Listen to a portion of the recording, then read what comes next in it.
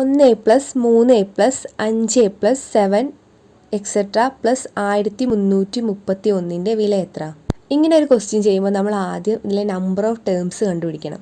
n numbers എത്രയാണെന്ന് കണ്ടുപിടിച്ചാൽ മാത്രമേ നമുക്ക് തുകയിലേക്ക് എത്താൻ പറ്റൂ. n/2 ഇൻറ്റു ആദ്യ പദം പ്ലസ് അവസാന പദം എന്ന ഇക്വേഷൻ യൂസ് ചെയ്യാൻ പറ്റുള്ളൂ.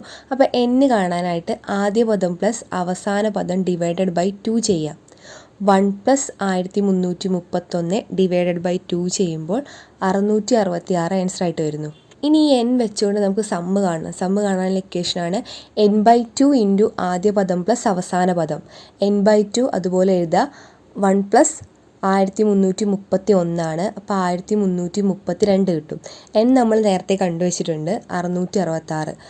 666 ഇൻറ്റു 1332/2 സം കാണാനുള്ള ഇക്വേഷൻ n/2 ഇൻറ്റു ആദ്യ പദം പ്ലസ് അവസാന പദം. 166 ഇൻറ്റു 660 ചെയ്ത ആൻസർ കിട്ടും.